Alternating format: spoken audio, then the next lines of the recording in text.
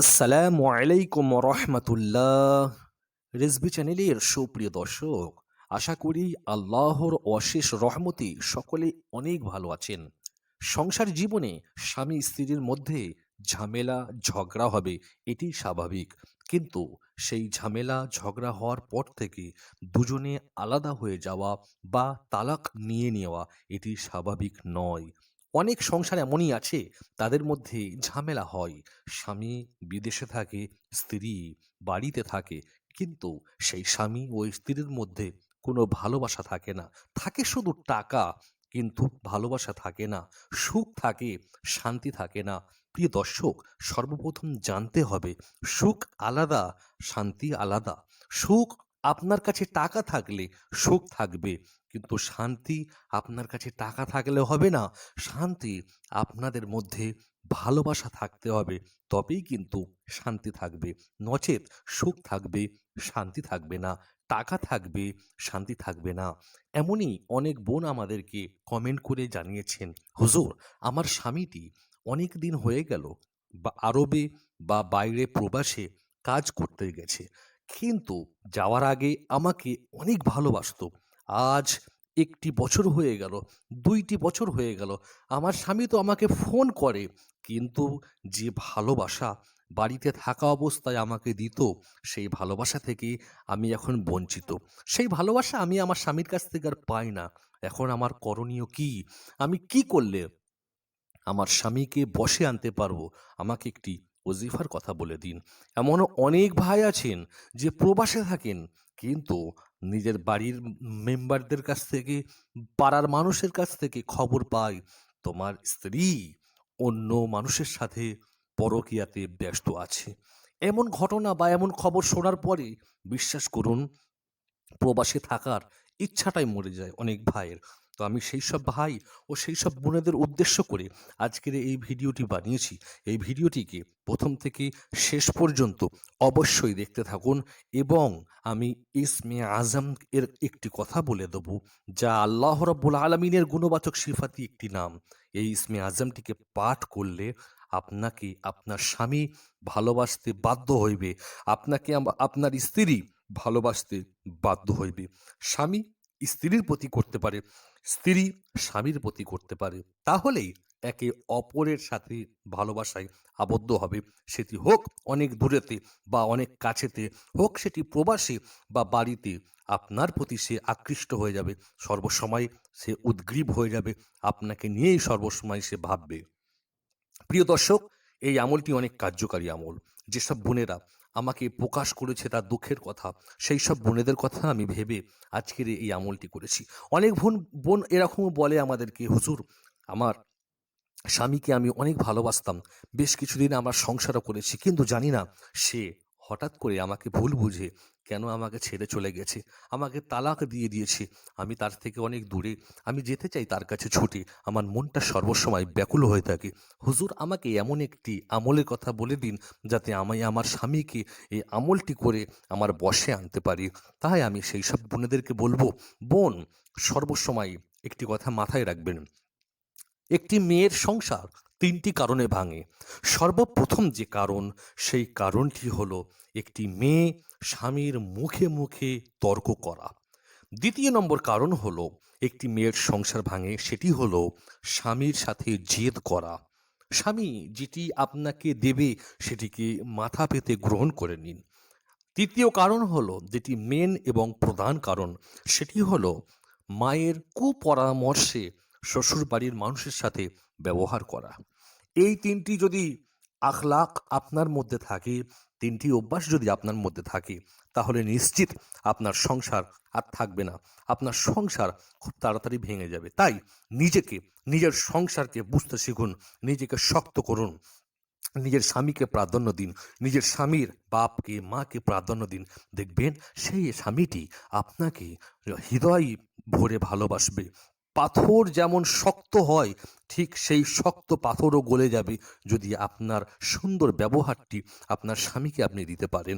তাহলে দেখবেন আপনার স্বামী আপনাকে ছেড়ে দেবে না, আপনাকে আর দূরে রাখবে না, সর্বসময় আপনাকে তার অন্তরের মধ্যে, হৃদয়ের মধ্যে আপনাকে রেখে দেবে। তাই এই আমলটিকে আপনারা অবশ্যই আপনাদের স্বামীদের উপরে করুন। সেটি থাক আপনার স্বামী প্রবাসে বা বাড়িতে, অবশ্যই এই আমলটিকে করবেন। ইনশাআল্লাহ আপনি ভালো ফলাফল লাভ করতে পারবেন। প্রিয় দর্শক মণ্ডলী, অনেক ভাই যারা আছে তারা প্রবাসে থাকে, তারা তাদের বিবিকে প্রবাস থেকেই কিন্তু কন্ট্রোল করতে পারে। যেমনভাবে আমি আমলটিকে বলবো, যদি সে সেইভাবেই আমলটিকে করে, তাহলে কিন্তু সে প্রবাস থেকেই তার স্ত্রীকে কন্ট্রোল করতে পারবে ইনশাআল্লাহ। কেমনভাবে আমলটি করতে হবে বা আমলটি কি, আমরা কিন্তু এই ভিডিওর মাধ্যমে বলবো।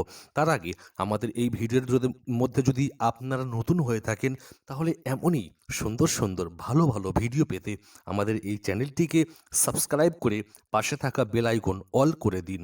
এবং যারা অটোমেটিকলি আমাদের চ্যানেলের মধ্যে সাবস্ক্রাইব করে রেখেছেন, তাদেরকে অন্তর থেকে জানাই ভালোবাসা, শ্রদ্ধা ও শুভেচ্ছা।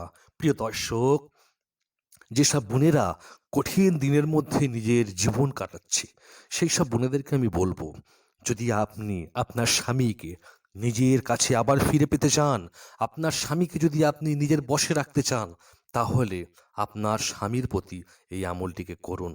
আমলটি কি, আমলটি কখন করতে হবে, আপনারা আমাদের এই চ্যানেলের মধ্যে স্বামীকে বশ করা, ভালোবাসার মানুষকে বশ করার অনেক ভিডিও দেখেছেন, কিন্তু সেই ভিডিওতে আপনারা করে অনেক মানুষ ভালো ফলাফলও লাভ করেছেন।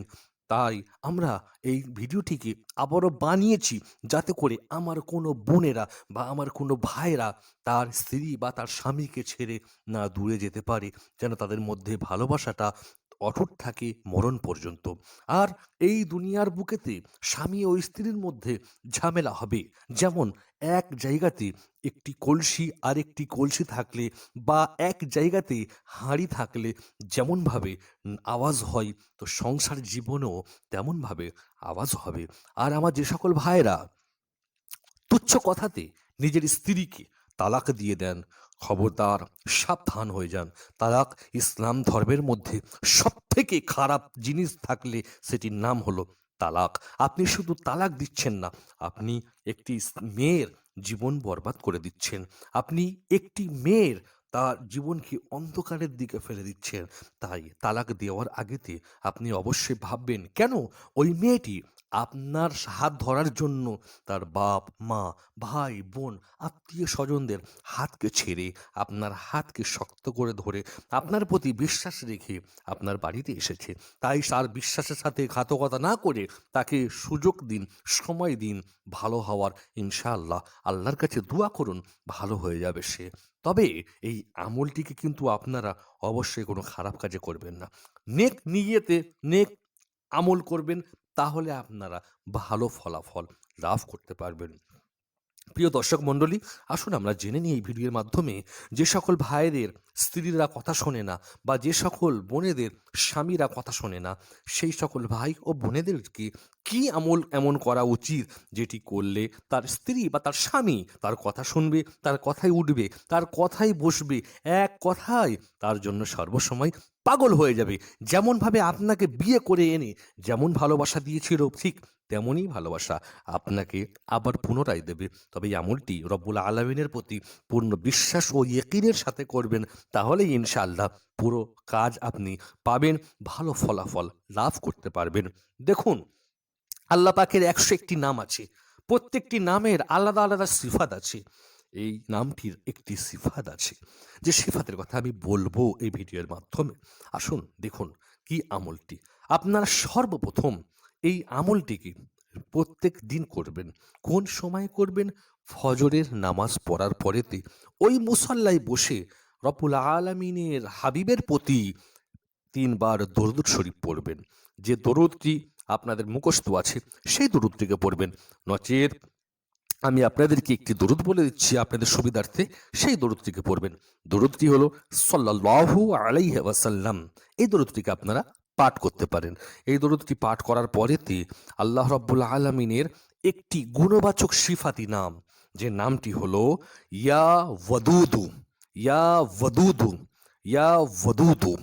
সুন্দর করে এই নামটিকে উচ্চারণ করবেন। আমি স্ক্রিনে লিখে দেবো, আপনারা স্ক্রিনে দেখে পড়তে পারেন। তারপরে আবারও ৩ বার দরুদ শরীফ পড়বেন। তারপরে রব্বুল আলামিনের দরবারে ২ টি হাতকে উত্তোলন করে সুন্দর করে দোয়া করবেন নিজের স্ত্রীর জন্য হালালভাবে, নিজের স্বামীর জন্য হালালভাবে। আল্লাহ, তুমি আমার স্বামীকে বা তুমি আমার স্ত্রীকে, তার অন্তরকে নেক বানিয়ে দাও। তার অন্তরের মধ্যে আমার ভালোবাসা জন্মে দাও। তার অন্তরের মধ্যে আমার মোহাব্বত জন্মে দাও।